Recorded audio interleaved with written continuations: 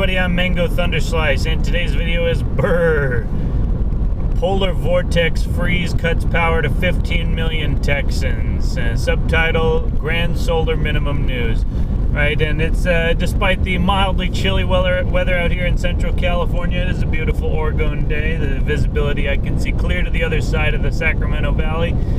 And, my dad lives in Texas, and basically he's had his power cut for the last few days, and sitting in basically a dark, condo with temperatures basically at 0 degrees, and, going down into the low negatives, and basically, at the same time my mom was traveling across the country and is driving through like negative 20 degrees weather in some of the plains states. And it's just really interesting, a massive polar vortex incursion of Arctic air into basically almost the entire middle of the United States. And Texas got hit the worst. Their power grid is not connected to either the Western Interconnect or the Eastern Interconnect, so they can't really pull power from the rest of the country when their generation systems fail. And a lot has been said, of course, making fun of the wind turbines that went down, and they've got helicopters burning, to gallons and gallons of jet fuel and spraying other petrochemicals on the wind turbines so that they can start rotating again. And of course, the wind turbines themselves are made with petrochemicals and lubricated by vast amounts of synthetic oil. And, all of this is a good laugh about the sustainability of sustainable power generation systems as people think of them, in terms of wind, right? There's a role for things like solar. There's a role for a lot of different energy generation technologies. Personally, I think that wind power is a joke in any and all outcomes. I have no respect or support for wind power at all. It is a horrible generation modality with really no redeeming purposes. Solar can be actually a very, very useful form of generation, but it's never going to take the place of petrochemicals in a mass sense. And I drive a hybrid now, and people don't really realize, even in terms of just making everything electrical, that when cold temperatures are the condition, electrical systems do not work very well, right? And even the gas systems, right? The reason that the power power generation in Texas failed was not so much that the wind turbines stopped turning, it was that the wellheads of natural gas froze, and those are the wellheads that feed the power plants. So it's like, at a certain temperature, that even the natural gas flow will freeze and stop the natural gas plants, and the coal plants are the only ones that keep going. So again, the real sustainability is in a diversity of generation technologies, including coal, including natural gas, including a number of different things. But, again, returning into the electrify everything. Oh, we're just going to make everything electrical, and that's gonna solve the problem. There's not enough cobalt in the world to replace even half of the internal combustion engines with fully electric models, right? And of course, the cobalt isn't mined here in the United States, it's mined in the Congo, right? It's literally child soldiers and child slaves, and basically like the most inhumane conditions you could possibly imagine for the people actually mining the cobalt out of the Congo, so that basically white liberals here in the United States can virtue signal with their electric cars. And I also hate Tesla drivers for the most part, but they turn on their autopilot and they never move over, right? They're just like probably watching Harry Potter on the TV screen there, and just totally checked out. But that's a side point.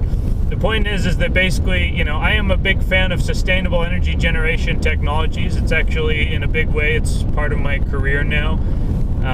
Cannabis is an industry, especially in indoor cultivation, that uses a lot of power. And, one of the criticisms of the industry is that it uses a lot of power that, would otherwise be used for other things. And so making, cannabis operations energy efficient is also now part of my portfolio. But in any case, there is really the main point of the video is to remind people that amid all the political shenanigans, right, the main point that people need to take home and take away is that we need to become prepared for all climate outcomes, for all mutations of the weather and the climate. that warming is not a preordained outcome. And, you know, the global warming folk are looking like a bunch of muttering jackasses right about now, as, you know, there really hasn't been any net warming for 20 plus years. And now essentially we see the error and the folly of preparing for warming as if it is an inevitable outcome. Not that Texas necessarily is a big believer in global warming, but that the climate can shift and we can experience a wide range of different weather and climate conditions. And if we're not prepared for that, that is going to be enormously costly. And imagine if we did go fully zero carbon, and you know how bad this whole thing would be. And when the next polar vortex incursion comes, how much greater damage it would cause if we actually did go through with the nonsense of being zero carbon. There is a big role for petrochemicals and fossil fuels to play, especially since there is a generation of heat demand, you know, not just a generation of electrical power. We need to be able to generate heat, and it's very hard to do that with resistive heaters using just electricity. You know, we need a combustion source in order to generate efficient heat.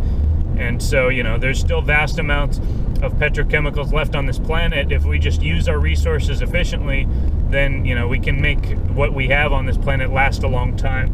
And ultimately, the energy from the sun is infinite. The energy that is flowing throughout the universe that is able to be captured via technologies in alignment with that etheric field is infinite. And, you know, ultimately, even things like nuclear, you know, the next generation nuclear plants are actually something that should be implemented, especially for the people that actually do believe in the global warming cult and that whole hoax, right? That if you're going to go carbon negative in any meaningful sense, you've got to really go full bore on nuclear, and not the old nuclear plants situated on fault lines next to, you know, oceans where a tidal wave can take them all out, but, you know, small pebble bed nuclear reactors using helium as a inert, basically, conduit to transfer that heat and generate electricity thereby. There's a lot that can be said about those, but still, the different nuclear reactors are still a far cry from the fusion that is on our doorstep once we stop playing around with Einsteinian delusions and move into the understanding of the etheric field, a la Tesla and Steinmetz and Heaviside, and, you know, now basically Eric Dollard and the people at the Energy Science Technology Conference, that there is very much an infinite field of electrical energy that we can tap into. But as long as we're thinking in terms of hertz and transverse, you know, electrical modalities, it's just not going to happen. We need to think of the longitudinal impulse pressure mediation throughout the universe. And again, that's how the sun is being charged, through fields that move throughout the galaxy and the universe, and that is how the sun is charging the planets. And as we move into this grand solar minimum, we have all four of the gas giant planets converging on one side of the solar system, and the Earth is being put between essentially the coupled gas giant planets, making a grand magnetic field on one side and the sun on the other, and it's basically pulling the Earth into an ellipsoid. So we see the length of the day shifting, right? We see basically all of these climate, you know, excursions, right? The polar vortex, the jet stream is governed by the magnetic field. So as the magnetic field contorts and weakens, the jet stream similarly experiences excursions from its normal course of flow. And that's exactly what we're experiencing now. That's why the Arctic air came down into the United States. And it's very cold. It's, you know, basically people need to, again, think of how to be resilient and sustainable in the event of a power collapse, to be able to generate heat, to be able to generate power, to not be just relying on the systems that have been as if they always will be. And, you know, people are making fun of Texas for not being more prepared, but, you know, the people who are making fun of the Texans right now, it's only a matter of time before they get their fair share, and everyone's going to be laughing at them or not, because at this point, you know, at that point, hopefully people will realize that this is not just, you know, a way to score political hit points, but really this is an endemic climate change that has nothing at all to do with carbon dioxide. In fact, the greatest thing we could possibly do is add as much carbon dioxide as possible to the atmosphere as a buffer for the climate changes that are already going to happen as a result of the sun and the planetary indices that are occurring right now, which just described. And again, we're only at the very beginning. This is a decades-long process. We're likely to experience a total grid collapse within the next 5 to 10 years, maybe 5 to 20. And we're really going to experience, it's going to be, survival as a primary challenge is going to really return as it was in the old days. And again, it's just not even about heat and power, it's about food. People like to think in terms of ammo, and that's good to have, but ultimately, if you've got a whole stockpile of ammo, but you don't have control over your food and your power and your heat, then you're engaging in the same folly as everyone else. And it's just very interesting. This caught everyone off guard. It's not just even the power and the heat. Now the pipes are bursting because none of the pipes were insulated in Texas. They weren't prepared for a multi-days long freeze like this. And, maybe they could handle, a short freeze, but ultimately, the water freezes in the pipes and it cracks the pipes. And now, even at my dad's condo, right, they're trying to turn on the power and they're realizing that now there's water leaking everywhere because the pipes have all burst.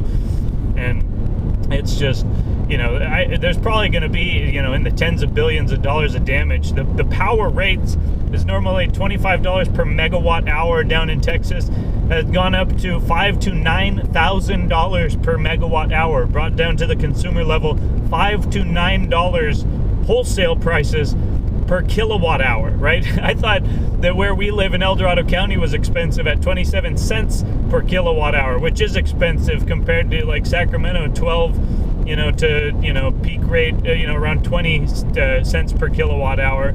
Yeah, imagine paying $9 per kilowatt hour, where your power bill comes in and it's $3,000 for a month, and you cut your power usage during that time.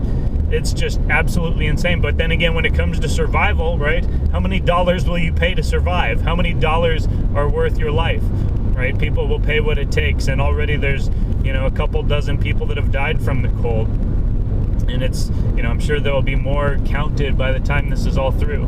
Right? Again, 15 million people without power. They say 4.5 million customers, but when you count the people in the households, it's more like 15 million people. And again, this is not going to be a one-off event. This is a harbinger of what's to come. We are only at the beginning of this. And, it really does speak to what the preparedness level of the human race. And, even if we move forward with fusion technology, it's funny because the Chinese get more publicity for their fusion energy efforts than we do here in the West, right? Because it's the electric universe, guys, right? The Sapphire project, which is a project to model the sun just for scientific experiment purposes, realized that they basically created an over-unity device that was a source of fusion energy. And so that's now been commercialized into a venture called Orion Energy, AUREON. And it just has received zero publicity in the West, even though they've basically created a fusion reactor.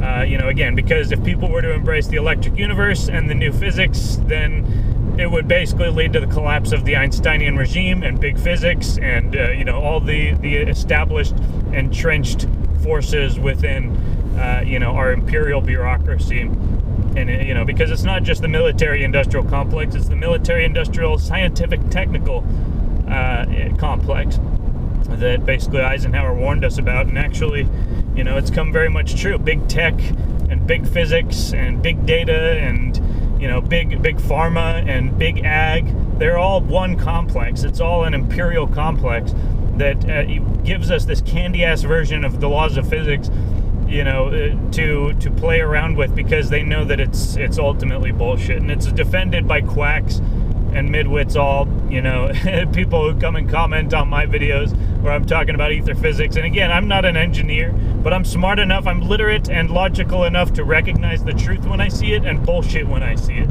And, Einstein and all the physics that has been built on top of Einstein is a crock of bullshit. Just like Tesla said, Einstein is a fuzzy-haired crackpot whose ideas have no relation to reality. And meanwhile, they cast Tesla as that fuzzy-haired crackpot whose ideas have no relation into reality. But again, all of the electrical devices that we have in the modern world are premised on Tesla's original conceptions and then elaborated on by Steinmetz and others. And we are at the turning point when people are actually returning to that knowledge and perspective, and the fruits of that are going to be monolithic. And I intend to participate in that, not just watch from the sidelines. And again, that's where it comes into building that wealth, building that foundation, having land, having resources and assets, and being in that net positive state where you can invest capital into these productive endeavors and not always be waiting for some billionaire to come and rescue you, you know, whether it's Bill Gates or Elon Musk. Forget them all. They're all basically there to distract you from your own productive endeavors and think that there's, you know, some Avengers A-team that's going to come and fix everything. It's not going to happen. It's not going to happen. It's up to us. It's always been up to us, and it will continue to be up to us, especially going forward into the future. With that being said, those who excel during this time will be worthy of the world that is to come. And, you know, when we ruthlessly conquer resource scarcity with technology in alignment with metaphysical truth, right? Because the electrical dynamics of a free energy device, if you were to properly understand it, you'd understand the human being and the earth and the sun are free energy devices. And that is a spiritual recognition to understand that everything is connected, that there is a flow of energy throughout the universe. To me, again, that flow of energy, that unified, coherent flow of energy throughout the universe is the mind of God. It creates all things that happen in this universe.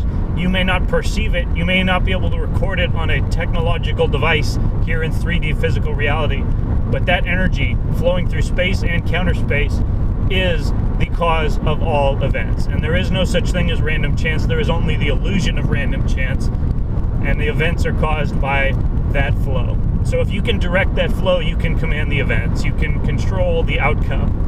And that is, you know, basically what the Kung Fu masters and all the spiritual adepts of the past, present, and future understand.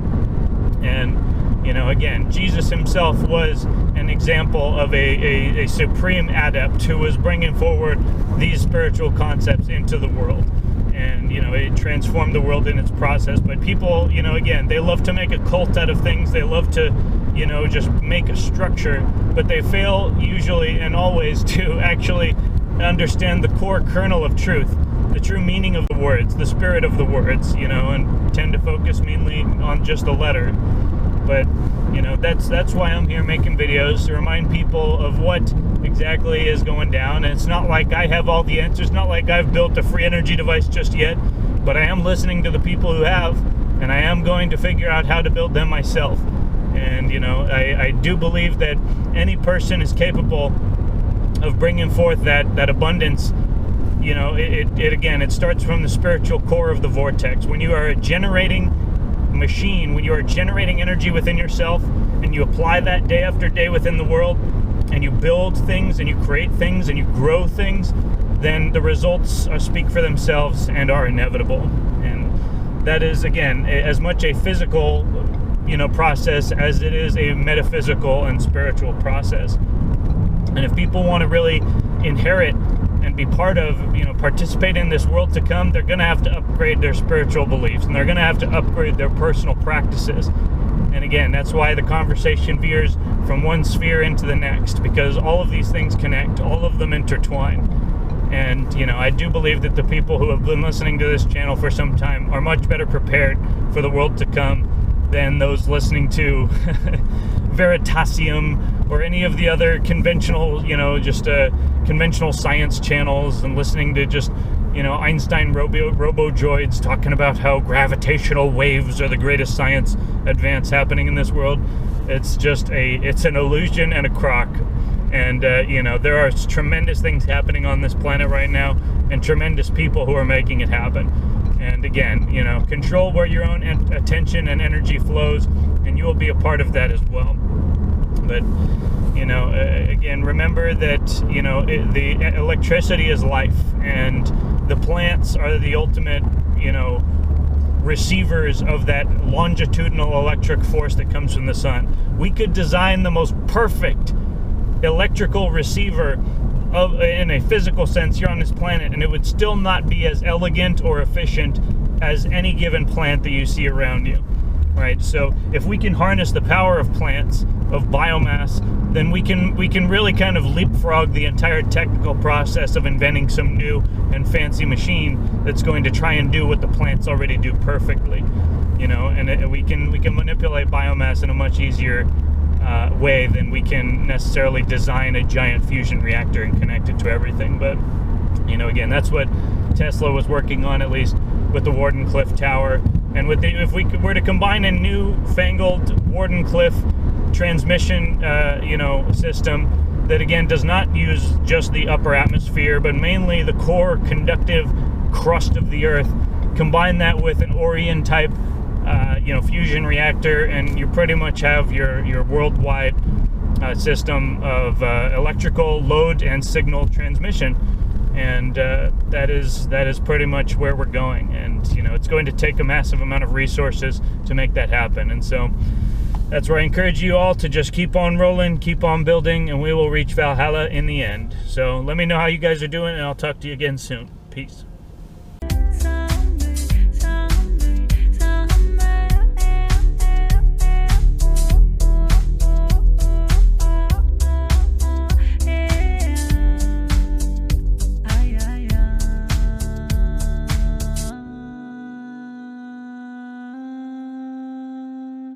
Ah.